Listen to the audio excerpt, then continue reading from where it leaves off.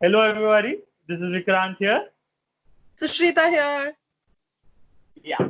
And today we decided that rather than talk about something in general, we could just banter amongst ourselves because that's something that we do best, apparently. Uh, yeah. So, um, let's. What we wanted to talk about was, our coping mechanisms, the how we deal with, stress and stuff like that.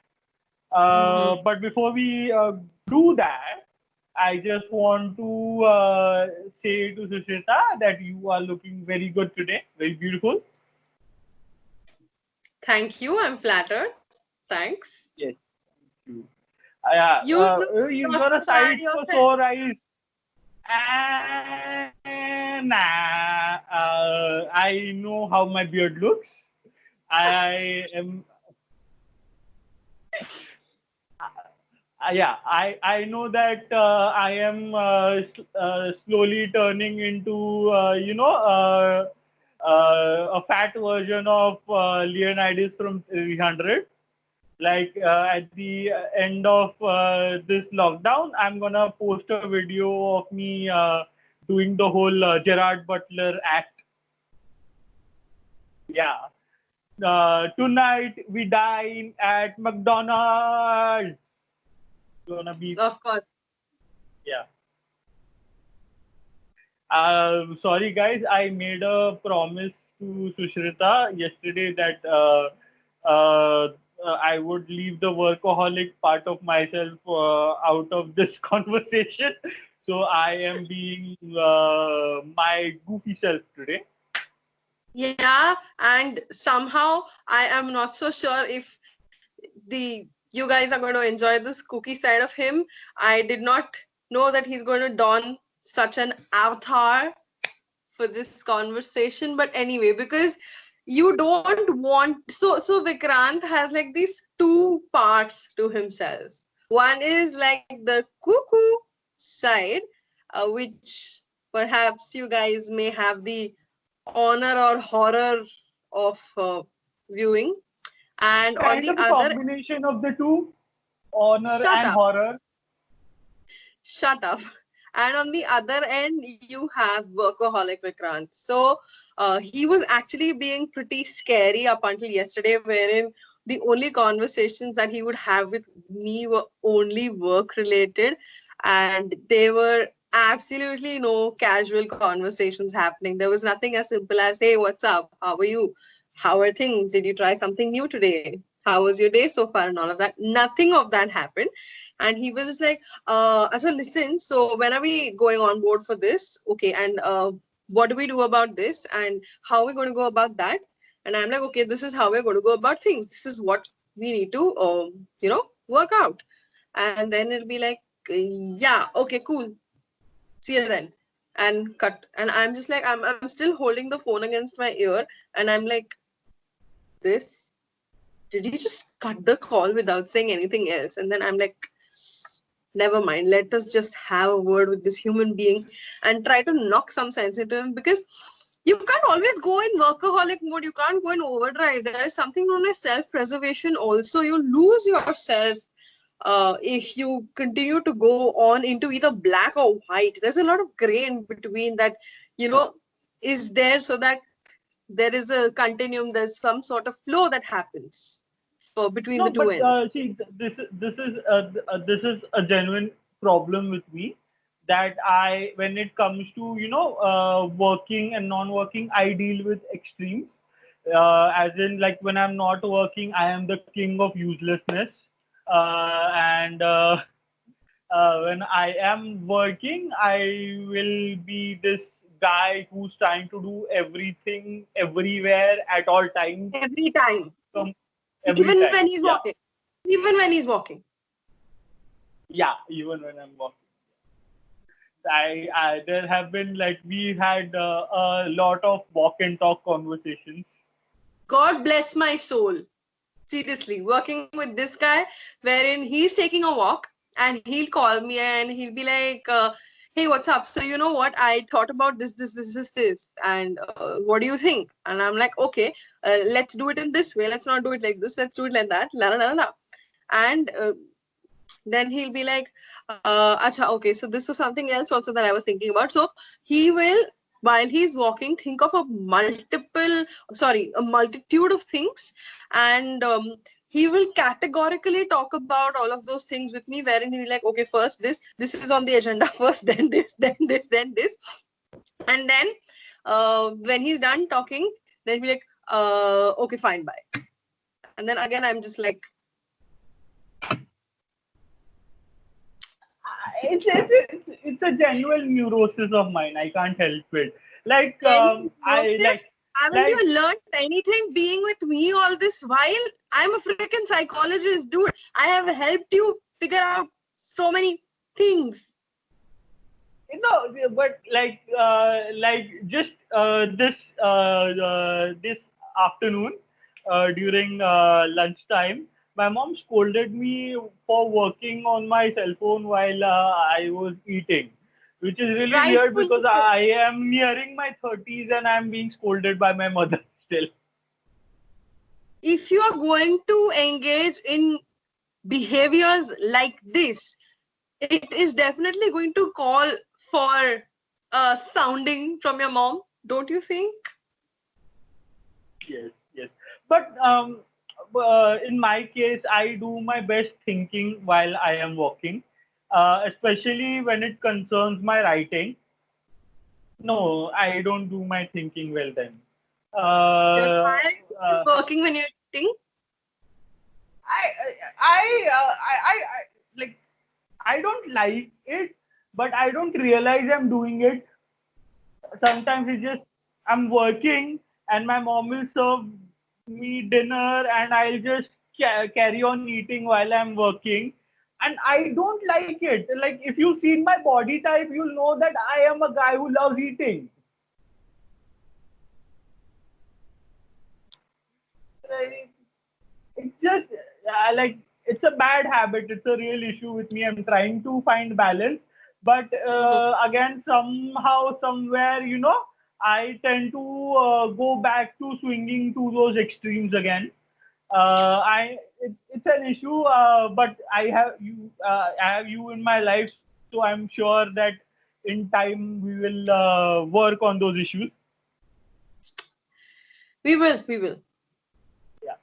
So let's talk about a little about writing because for the people out there, we are working together on a writing project as well, apart from AMP. Uh, Yes. yeah, it's completely something different. We are writing a supernatural fiction, which is based in Indian mythology.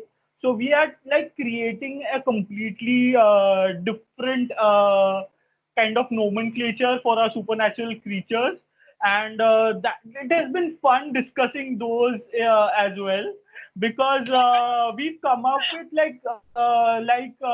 purely new terminologies for some creatures, and we've also researched some mythologies and created these creatures that we find fascinating. I don't know. I hope that you find them fascinating as well. But it's been a ball. Sometimes it's pressure like anything, but it's been a ball throughout, Pressure nevertheless. like anything. Acha. Okay. Fine. Yeah. Pressure like No, anything. but No, it is not. for It instance, is not. It is not him feeling the pressure per se. It is me feeling the pressure because he is so. He is an author. He knows how to go about all of this. I am not. Writing is one of my many passions, and it is my dream to be a published author, which Vikrant is actually helping me fulfill.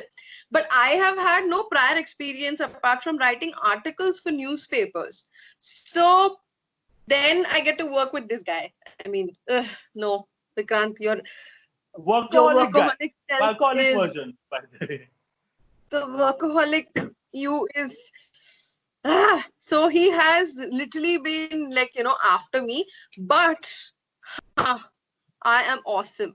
I know how to understand this guy and handle him very well. So whenever he tries to put pressure on me, I'm just like, Vikrant, what is it that you're trying to do right now?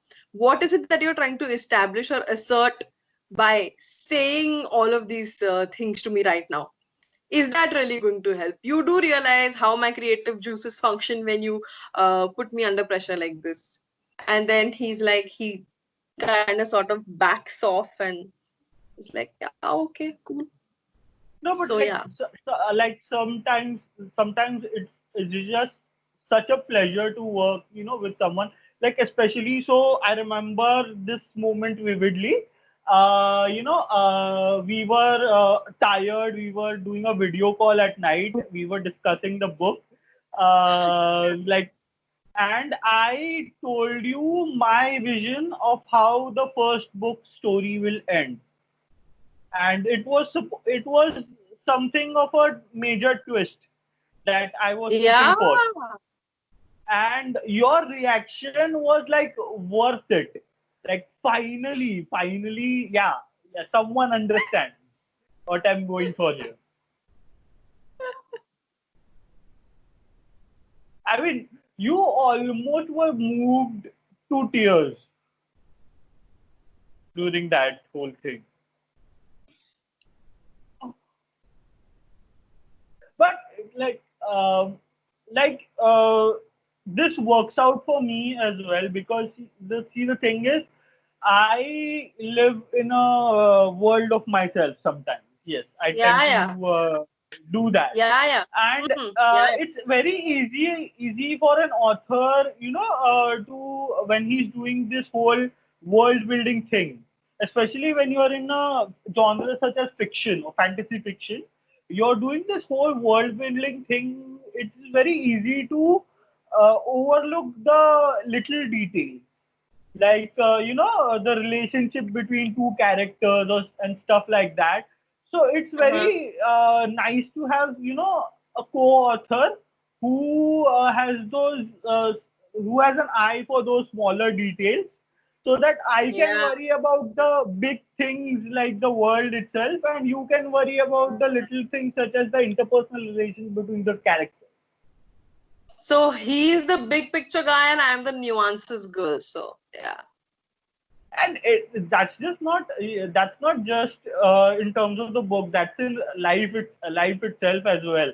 Like the amp was my whole the idea. I had this vague idea of doing something combining mental health with the arts, and I talked about it to you, and we like together we came up with this whole the amp, I the art and mindful. Christianed. I Christianed it. Yes, I you were Christianed the one who christened the amp. blessed moment.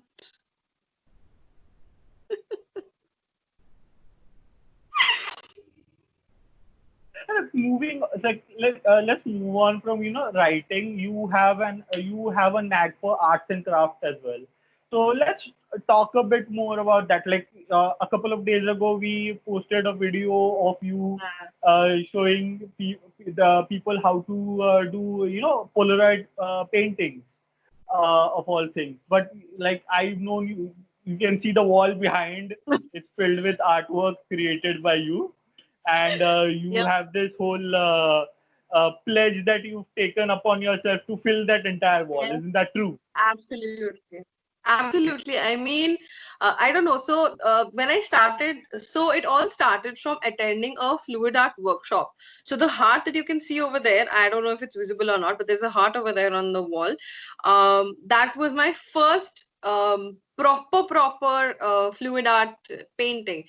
Before this, I had done one or two fluid art paintings for someone else, but then I did this, and this was like the beginning of a never ending journey with fluid art. So the heart was the first thing that went on the wall, and I was so mesmerized and so fascinated by the flow of the colors, the choice of the colors that I sort of gravitated towards to pick and to paint this entire thing. It just gave me such a sense of relief, such a sense of being able to express my emotions with that ease and flow with which the paints were actually flowing, that I was like, okay, all right, let's just do this.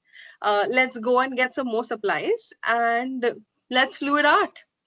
And yeah, I went, I got the more supplies. I did a lot of fluid art, as you can see on my walls. So some of the pieces are actually me having bought canvases or posters and having done fluid art on them. If you can look at the rectangular pieces that are bordering along the heart, those are actually visiting cards pasted close, pasted with each other, and the reverse ends of the visiting cards that were pasted together, and whatever paint was flowing off. So if I was working on one fluid art project, of course the paint would flow down. So I would place these cards below that, and I would let the flow drip onto those cards. And then once I was done with my main project, I would pick up the cards and I would, rotate it and move it and make sure that, it looks like something really beautiful, amazing. Also, you can see this, they're like tiny, tiny circles, like jolly tiny ones. I'm not sure if you can see them, but they're there. If you can, I don't know. If you see it, great. If you don't, I'm sorry. So I used to take vitamin D3 supplements, which came in tiny bottles. All right. I was like, those bottles are going to get disposed. So I know I those decided. bottles. I use those bottles a lot as well. Uh-huh. So I just took off the lids of some of the bottles, and I had finished a fluid art project, and there was paint which was not dry yet. So I sort of dipped the dukkans, as you call them, and I let them dry, and that's the results. And I just decided, okay, I'm going to paste this on my wall, and I pasted it. So yeah. Any new arts and craft projects that you're gonna start work on soon? So okay, I'll show you something. This is like a blast from the past. So I had done this before. Okay, this is the bottle cap art. Yeah. So these, I basically had like these tiny marmalade jars. Okay. So it was a cap for these jars. So I. And here's another thing that like I find interesting, especially since I'm a caffeine addict. You're doing something with coffee bags, right? Yeah. So I have these instant coffee packets, which I think are expired. So I'm going to be not, people don't drink coffee that much in my house. Sometimes we do, sometimes we don't. It's mostly me. So I'm going to be using coffee powder, mixing it with water with different intensity of color. So from light to dark, or from dark to light. And I am going to do a proper coffee painting. So I have worked with coffee before as so I used to earlier. I wanted that worn out look on my papers, the old kind of paper look. So I would do a coffee water wash to my paper. Parchment, So it would give that the parchment look. The yeah, parchment look. the parchment look. So I would give a coffee wash, and then I would put that, after drying that paper, I put the paper in the printer because my preset would already be ready on my computer, and I printed out, and then voila, I've got like the most beautiful invitation card or whatever it is. So I had done something on the Hogwarts theme actually for a friend of mine for her birthday, wherein I gave her. Yeah, so I gave her a 9 3/4 ticket. I gave her acceptance letter to Hogwarts, signed I by. want one of those. Wait for the lockdown to get over. Otherwise, I'll have to do everything handwritten, and my handwriting is not that great. If you want handwritten, I give it to you. Nah. Okay. I'll wait for the lockdown to get over. Yeah. So that. And yeah, did you do the whole wax seal thing as well? Like the letter, no, you closed it. couldn't because at that time I did not have access to wax crayons.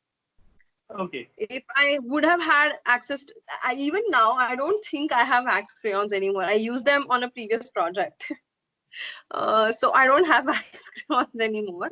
But I don't have a red wax crayon as it is. So it doesn't make sense. Otherwise, I would have melted the wax crayon and, poured it. And perhaps I would have taken a coin to give a seal impression on the, yeah.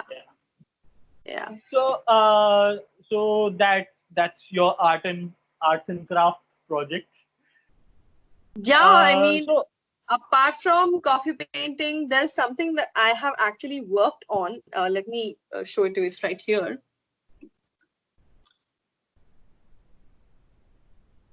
nice.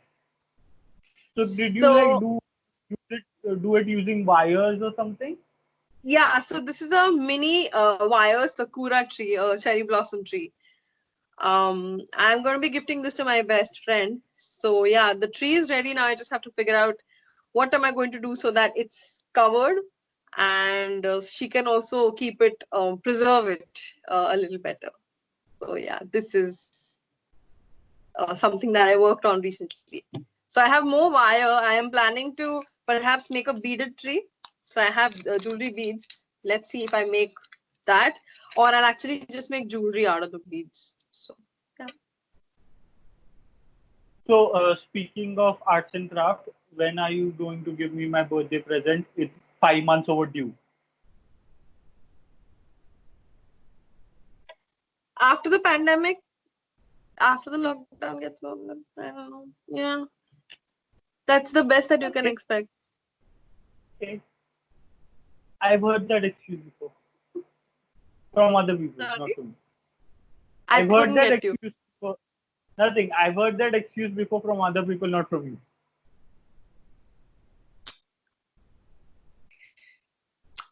One so Um, one other so one thing that okay, moving on. Bad joke, my bad. Okay, moving on. Uh, other Another thing like that we like to do is we both are kind of have a liking towards singing, and both of us tend to hum bad songs. he does. I don't. He does. Who was the person who started singing that song from Aake? Which song? फटेला जेब सिल जाएगा. I never did that. Don't lie, huh, Abhi? Excuse me?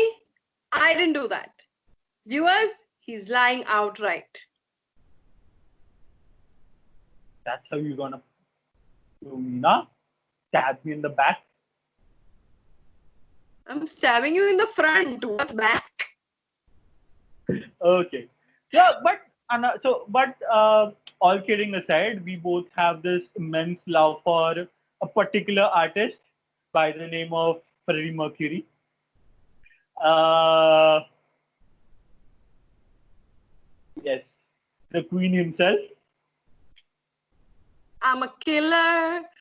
Queen, gunpowder, gelatine. Sorry, impromptu happens. He walks barely down the street, the sprinkle way down low. Ain't no sound but the sound of streets, machine guns ready to go. Are you ready? Hey, are you ready for this? Are you hanging on the edge of your seat?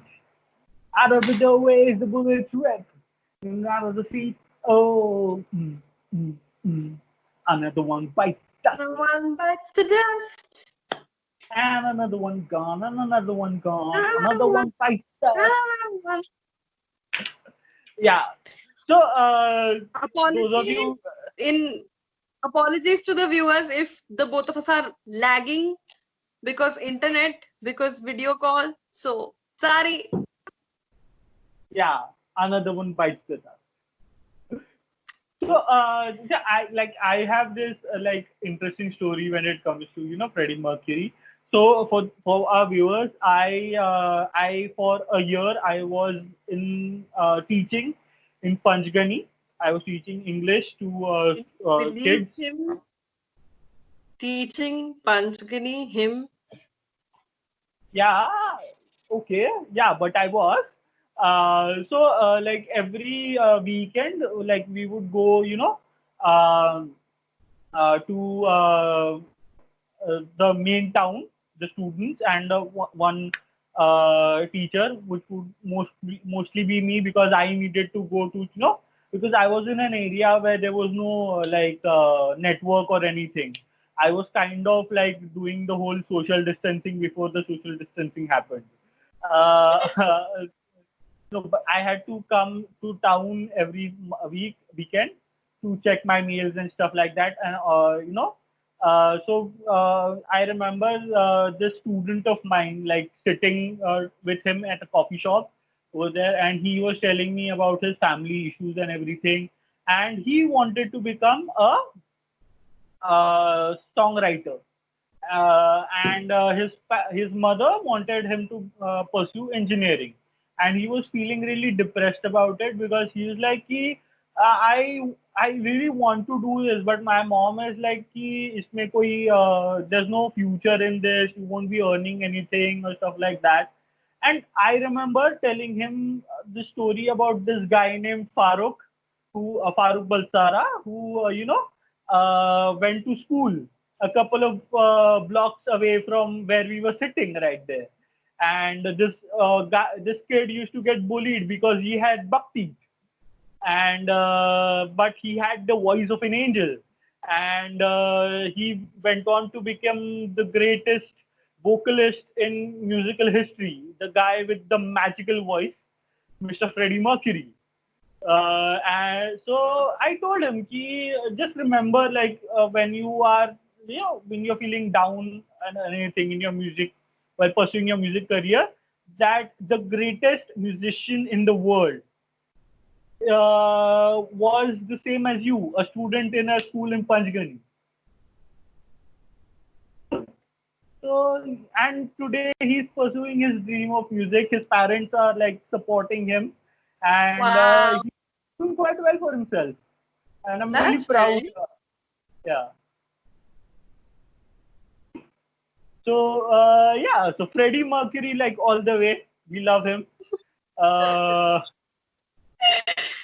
uh, yeah. So like from music, so what apart from Freddie Mercury, what else kind of music do you listen to? What do you find calming? What kind of music do you find calming to listen to?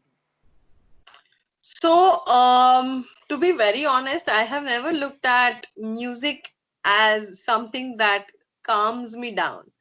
Ulta, I have always looked at music as something that energizes me. So, if I were to listen to music, I would be listening to music so that I could move.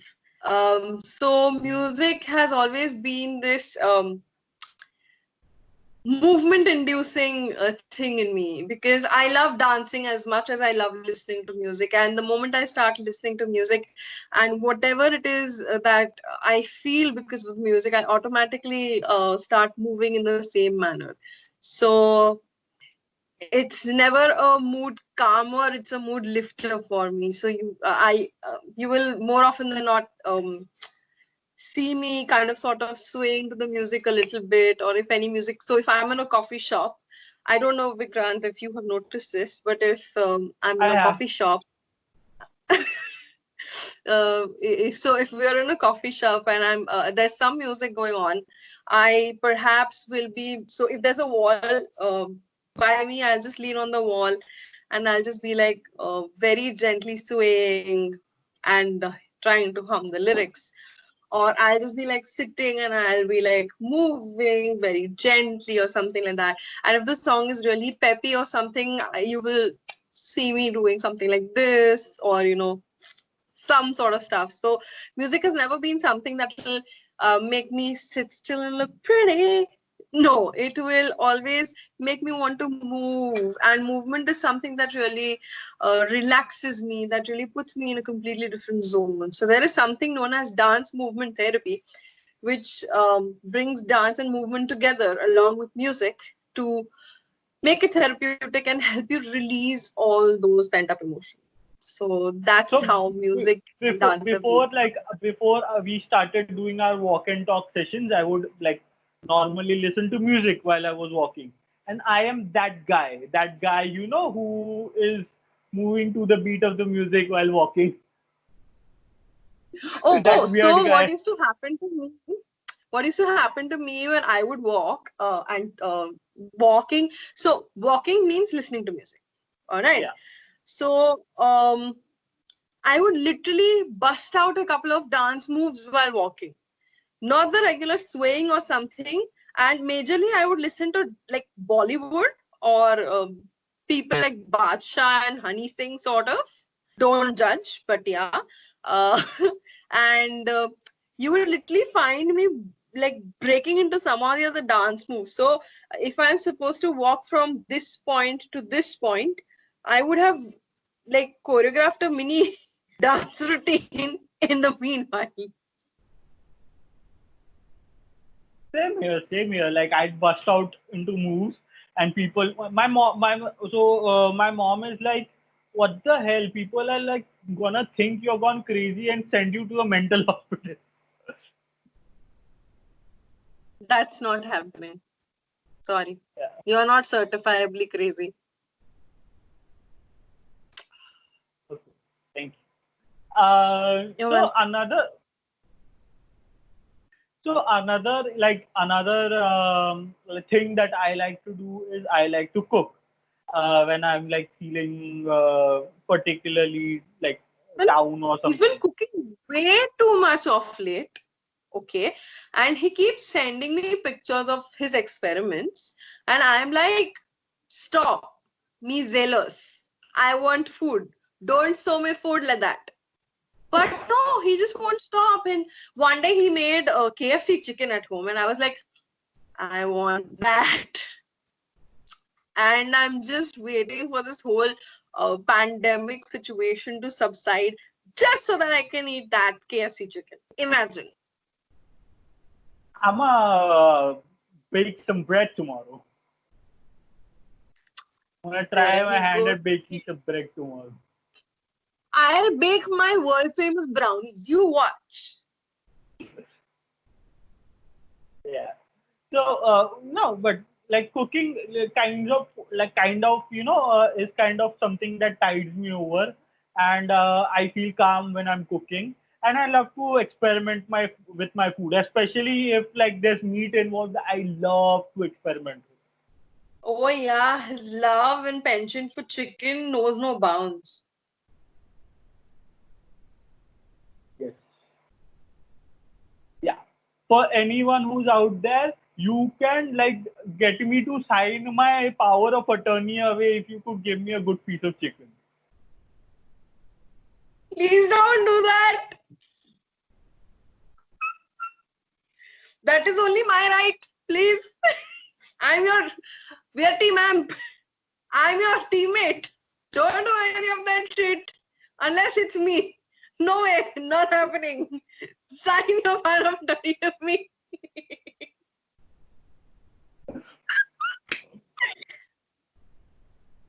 Yeah, so yeah, chicken is my kryptonite. Can't help it. Uh, so okay, let's talk further. Let's talk about. So we've talked about writing. Let's talk about reading. So because in order to become a good writer, you have to read, right? So what kind of books do you like to read? Like, what is the one book you can read again and again and again and not get tired of it? Hmm, that's an interesting question. Mm, I really don't know how to answer it because there have been a couple of books, not a couple of books, a few books actually, which I have gone back to again and again. So Amish Tripathi's Shiva trilogy has been something that I have gone back to again and again. When I was in my bachelor's final year of psychology, I actually did a book review on his book, The Secret of the Nagas, and it was wow, it was just amazing as to what I found out. So how I was able to correlate what Amish Tripathi was trying to put out to the Yeah, world, the which the concept of the whole trilogy was very interesting to me as well. Like I yeah, found that book complete those books completely engrossing as well. yeah. The viewers, may I bring to your notice something very important? Vikrant has this tendency of always cutting me in between when I'm trying to say something, and he just can't seem to get over that tendency no matter what I do. I have yelled, scolded, given him the silent treatment, all of that, but he chooses today and this time to do that to me, and then he cuts my flow of thought and then expects me to reach that flow of thought again, and then yeah, I do manage to do that, and I'm just like, what an idiot. So yeah, like I was saying, and before you cut me any further, so I did the book review. It was a literature review, basically, a psychological literature review, and there were so many interesting things that I, was able to understand through all of that. It was just amazing. I really enjoyed that. Then, apart from that book, I have there has been this author Sylvia Day. She writes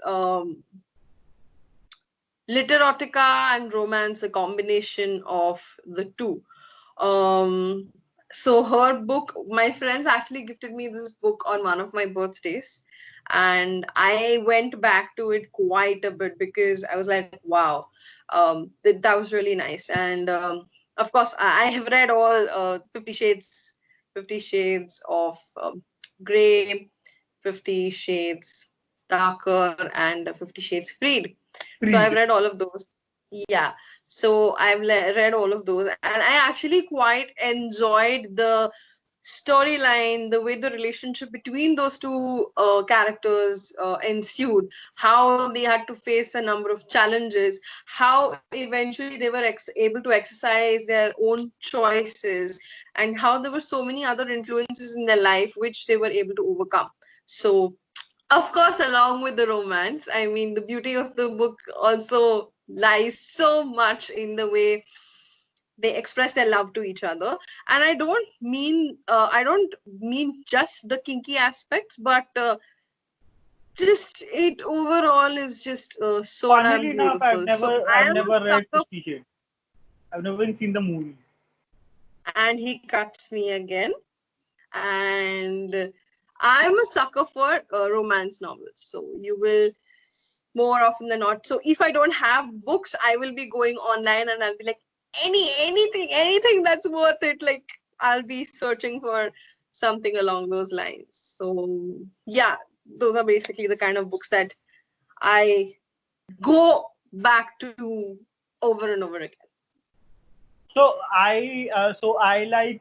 if you don't know this, 50 Shades was a fan fiction for Twilight, which is one of my favorite series. Not because of the cheesy romance aspect of it, but the author did something very interesting, which now, funnily enough, we are trying to emulate. She took No, we're this. not trying to emulate Vikrant. Absolutely wrong choice of words. Okay, right, wrong choice. But we are trying to do a similar thing, wherein she took something of a concept and she completely turned it on its head. Like the vampires and the werewolves in that series don't act like the vampires and werewolves should act like according to the lore and mythology of it all. So that was an interesting part of it. Obviously, my first book that I ever read was Harry Potter and the Philosopher's Stone, and Of course. that series has always been close to my heart. But Ooh. there is um, there is this another thing, another series that like sticks to my head, and I can read it again and again and still find it interesting. It's interesting because, first of all, Christopher Paolini, the author of the series, Inheritance is the name of the series, was 16 years old when he wrote his first book, when he got published his first book. So he was very young when he came up with this concept. He's probably one of the youngest published authors out there. Um, he wrote this he wrote this whole story about a land named mythical land named Allegatia, where dwarves, elves, humans, and other creatures reside together. And there is this group called the Dragon Riders, which are basically people riding dragons. That are protectors of that land until this mad dragon rider rebels against betrays them and kills all of them and becomes the king of Allegatia. And the dragon riders are no more except for this guy until a small boy finds a dragon egg, and that egg hatches and he becomes a dragon rider. So over the course of these four books, you see, this young dragon rider gaining experience and power, and until he goes back and fights the older Mad King.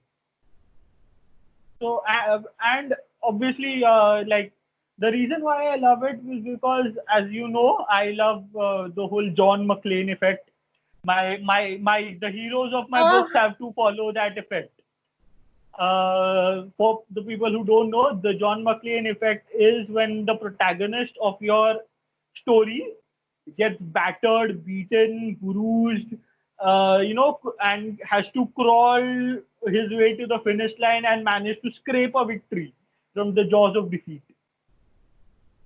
So I don't like the stories where the hero is the badass who never lost a fight in his life. I can't relate to those stories, so I don't like them. I relate to the guy who gets dragged in the mud and yet manages to get up, like dust himself off and like move on. Like I definitely don't like the stories where the guy gets the girl in the first half of the story itself. uh-huh. So what कितने पापड़ तुमने भेले हैं Vikrant to get the girl? अभी तक मिली नहीं है. जब मिलेगी बताऊंगा. Ooh, I'm sure I'll definitely be waiting to hear that story. I'm sure you will. His No, life but is actually his life is actually a John McClane effect, So that's what I say. A lot of your writing is inspired by the events that happen in your life, and that's basically what he has been through in his life, and that's one of the reasons why that reflects in all of his writing, actually. I praise. So, Yeah, it's very difficult for him to get praise out of me for him because I am a tough critic. Yeah. so yeah, so but I mean, as you have said, I've gone through some stuff in my life. I not literally, I wasn't literally beaten, battered, bruised, but Obviously, because metaphorically, yes. if that were literally the situation, then that. No, yeah, but life has tried very hard to knock me out on multiple occasions, and I pride myself on the fact that I've managed to like get up, brush off the pain, and like keep moving forward. So yeah, I like characters who follow that arc. I feel close to them. So yeah, so those are the kind of books I want to read. Those are the kind of movies I want to watch. Those are kind of series Oh. I want. Uh-huh. So with that, let's move on to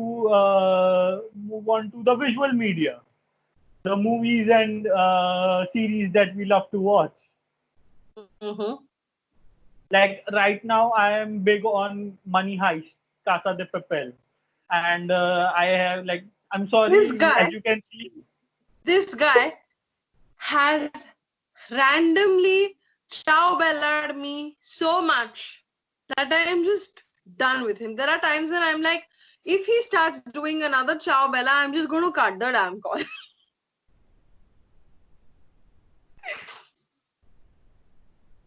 yeah.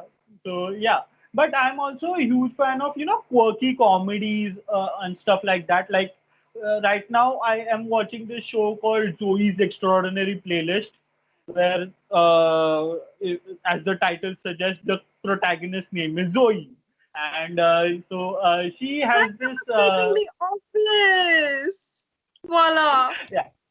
So she has this ability that she's gained, wherein she can hear what people are feeling in song form. Like for instance, her best friend, has had this huge crush on her, but she never knew until he started singing "I'm a sucker for you" from Jonas Brothers I'm better for in the you. middle of a meeting. Yeah, so it's a very quirky comedy, something completely out of the ordinary. Yeah, and I can watch Big Bang Theory for days on end and not get tired. Hear the big, big bang. The reason I'm alive. Mm-hmm. Sorry, coming back. So yeah, and of course the obvious, like when it comes to fantasy, Game of Thrones is one of the most obvious things that you know someone like me would watch. Yeah, someone like you would watch. There's also a series called Merlin. It's a lesser known story that I like to watch, which is the Hmm. origin story of the Arthurian legend of Merlin itself. Interesting. So, what are the kind of shows and movies that you like to watch? Leslie? So, I have watched a series which is very, very old. It's called Full House. And I just enjoyed that. I just remember one thing about Full House. I'm sorry I'm cutting you off, but I'm And he sure you'll cut love me. this. Flintstones. Meet the Flintstones. They're a modern story family. That was pretty cute. Yeah. So, no, even I love Full House. Not so much Yeah, Fuller House. yeah. I think You he's were done saying. cutting me. Oh, no, no, he's still wanting to cut me. No, no, Okay. you were Are saying. you done cutting me? Yes. Yeah, okay. Thank God for that. So, Full House was actually something that I had in mind like long, long ago, but I never was able to like. I'm like, ऐसे कुछ तो देखा है मैंने, but I'm not able to recall the name or whatever it was. But then finally, I think in conversation with Vikrant, only I realized that, oh, okay, Full House is the name. And I watched it and I was just like completely oh my God. So, what a family looks like is not necessarily what is the common notion and nomenclature of what family is. And the bond and the relationship that people in that family share is just so different. There's a level of understanding. So, I would actually, if I were to give parenting tips to people, I would recommend that they go and watch series like Full House, and they'll actually get some sort of insights into what parenting should So the whole parenting scene in Full House is not like the most ideal sort of thing. They have shown parent figures failing miserably at being parent figures as well. But then how do you, how do you and what do you do to rectify the mistakes? Or if you can't rectify the mistakes, how do you explain to the person that you're sorry that something happened? Or you help a person be able to endure difficult times, or when you have made like a major blunder, how do you own up to that? And it doesn't get worse when you actually own up to things that you have made mistakes of. And how everybody is just so comfortably able to eventually share things with each other. And it's just something. So, and the beautiful part was the three daughters. So you had Michelle, you had DJ, and you had Stephanie. So Michelle was the youngest, Stephanie was the middlemost, and DJ was the eldest. So there's literally been like an entire age transition. You have literally seen the three girls grow up in front of you. So you have had uh, childhood, you have had pre-adolescence, you have had adolescence, and you have had a snippet into adulthood for the kids. And how the male, all three men are co-parenting, all and have raised these three beautiful young girls, and the kind of dynamic they share, and then how their personal relationships with other people out of the house have impacted the relationship with their kids. I mean, it's just so beautiful, which actually reminds me I should go and rewatch Full House, and also Fuller House. Fuller House is after Full House. It is the story of Kimmy Gibbler, DJ's best friend, DJ, and Stephanie, in place of their former parents, who were Danny, Joey, and oh shit, the guy with the Jesse, hair, Jesse. Oh my Uncle goodness, Jesse, Uncle Jesse. So Uncle Jesse and Aunt Becky. How can you forget them? yeah, of course, I cannot forget Aunt Becky as well. So sorry about that. So now these three girls are kind of sort of, stepping into those shoes. They have their own kids, and how their relationship with their kids are. So I think I should go back to watching, if not the entire entire series, but just a couple of episodes to make my notes on parenting, because I think I will be having a workshop that I'll be conducting on parenting sometime soon. So I think I should take notes. I like speaking of older series. There's another series that I love to watch. It's called Who's the Boss. Uh, because I had a huge crush on Alyssa Milano back then. Still do. She is very beautiful to look at even today. Uh-huh. Yeah. So yeah, but it's about this Italian guy and his daughter moving into a house of this posh businesswoman, and he becomes the nanny for his for her son, young son. So eventually they end up falling in love with each other and getting married and stuff like that. But the whole premise of a man being a nanny, it's something interesting to think about. And there Mm-hmm. was Alyssa Milano as well. Well, well, I am sure the viewers clearly have understood your fascination for Alyssa Milano. Yeah. So I think we can like go on and on about these things, but Yeah, I I think don't think we should like do that. we should We should do that on a for later some later conclusion. date. Yeah. Yeah. Yeah.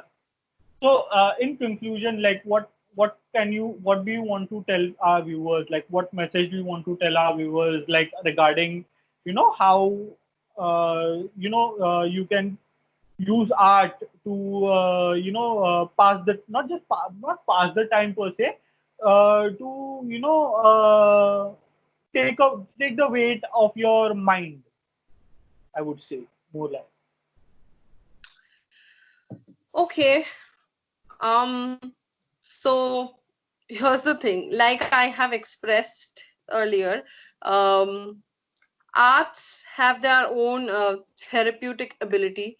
So there are a lot of therapies out there which are arts-based therapy or dance movement therapy, which actually use the arts to help people navigate through, sail through, or overcome certain issues that they may be facing. And trust me, these therapies work with disorders like anxiety, depression on the neurosis spectrum. They also work with neurological disorders such as Parkinson's, and that helps kind of sort of restore some um, functioning in certain parts of the brain up to a certain extent, not entirely, but at least to a certain extent that people start feeling a little independent. And it has shown such a beautiful impact. Music has also shown amazing impact on kids who have been diagnosed with autism. So music as a language has been just so helpful to communicate and interact with kids who present with autism or disorders on the autistic spectrum.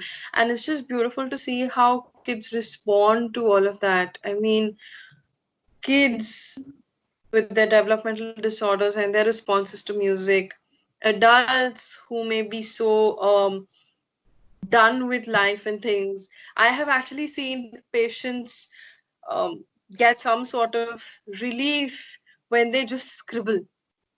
Even I just, there have been times that I've just kept a piece of paper in front of my patient, and I've given them options. I have sketch pens, I have colors, I have pencils and everything, and they'll just pick something up and they just scribble, scribble, scribble, scribble, scribble.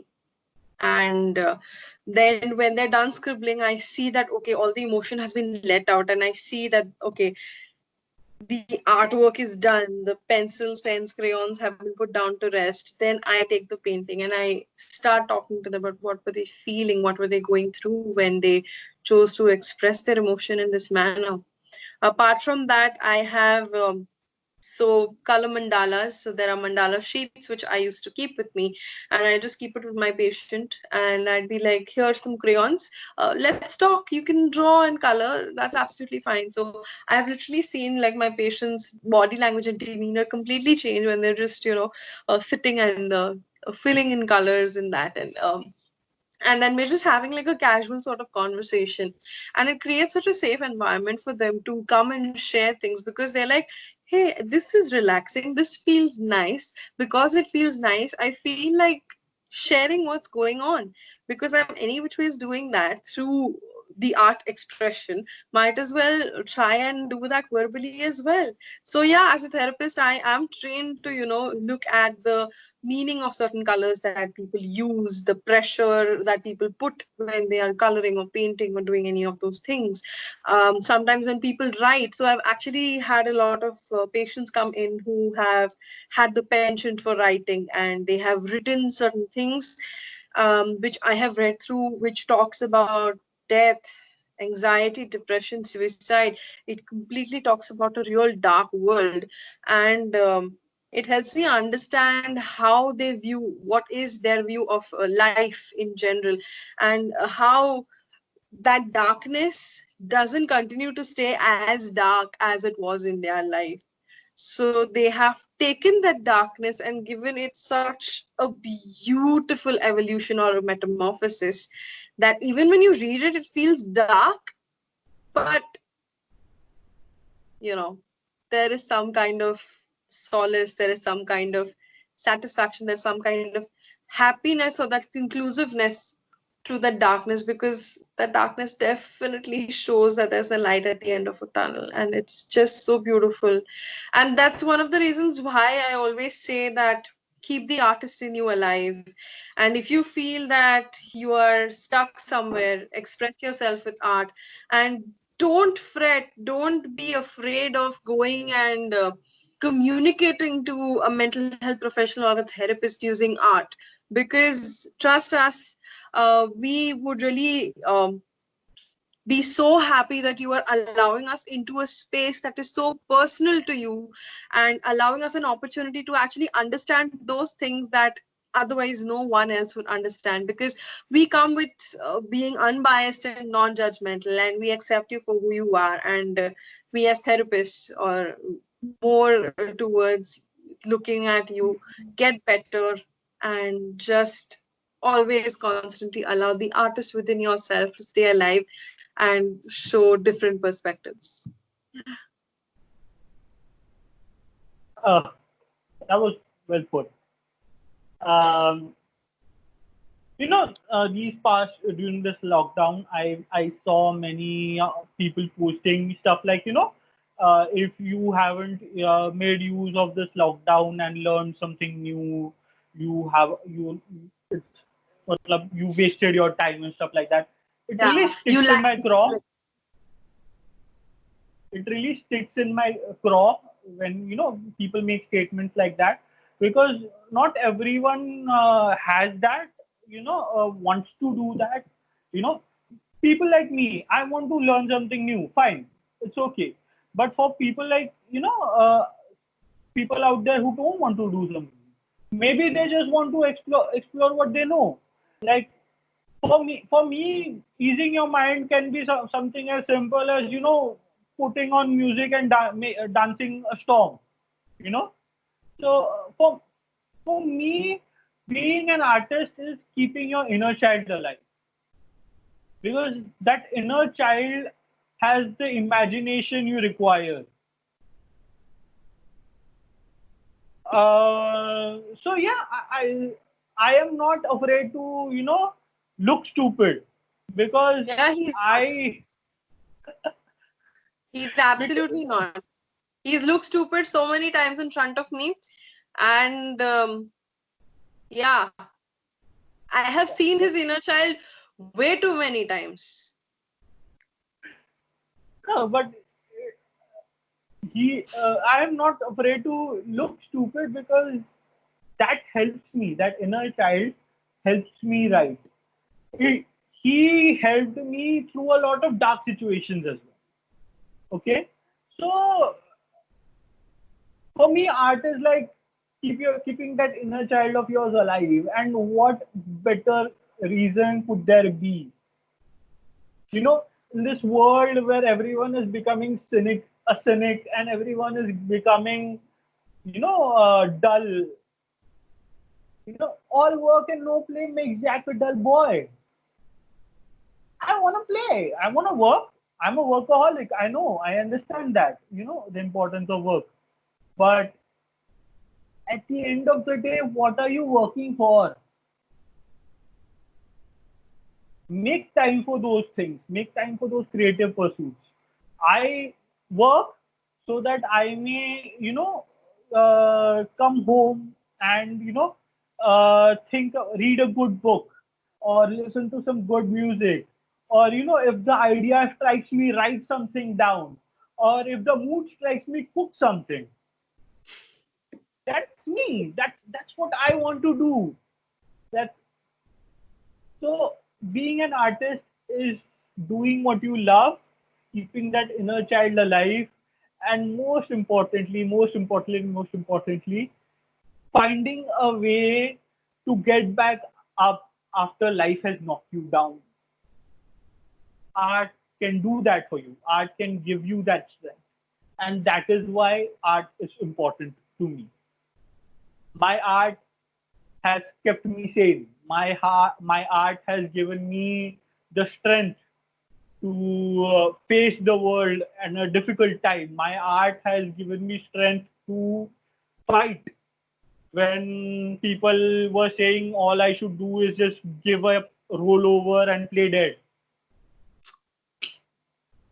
So, yeah, that's art for me. And for all the artists out there, I wish you nothing but success.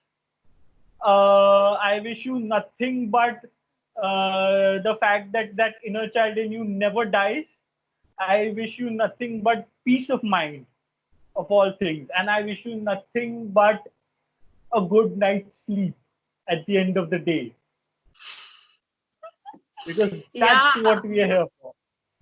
that's actually very important. A good night's sleep is absolutely very important. And I have come across so many people who have complaints of poor sleep, like sleep hygiene is really bad, or they're not getting enough hours of sleep or stuff like that. And then I engage in some relaxation exercises, and the next moment in the middle of the exercise I see, okay, person snoring, cool, went off to sleep.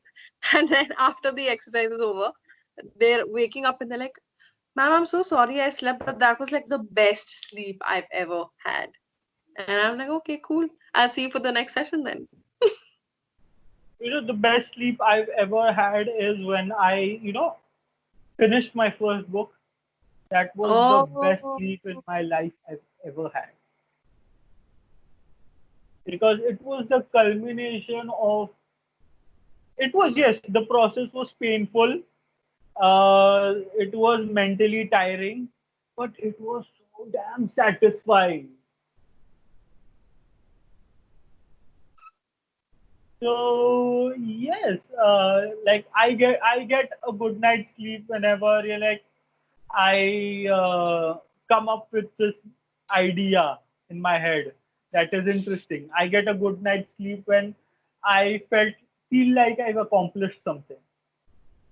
Get a good night's sleep when I feel like I've made a difference in this world. I have this fear of dying, not physical dying, but my name just getting, just being forgotten one day. And Ah. yeah, I have this massive fear of that.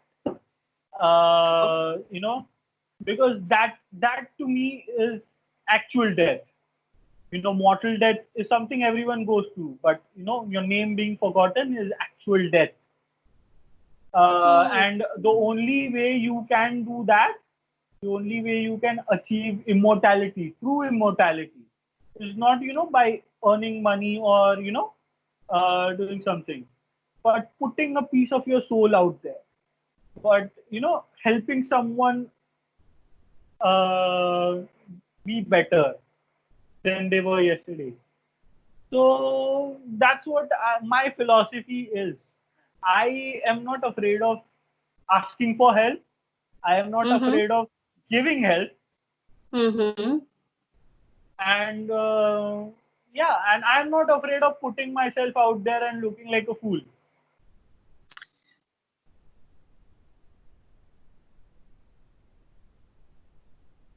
And Which, that's how life is mhm. supposed to be lived, should be lived. We Okay, hold on, Bucko. Just because you think life needs to be lived a particular way, that doesn't mean that you impose a should on it. Everybody has their own way of understanding how they would like to live their life best. And when we use things like shoulds and musts, we are imposing a lot of things upon ourselves, which are sometimes absolutely unnecessary. It's like, this should happen in this way, this must be like this.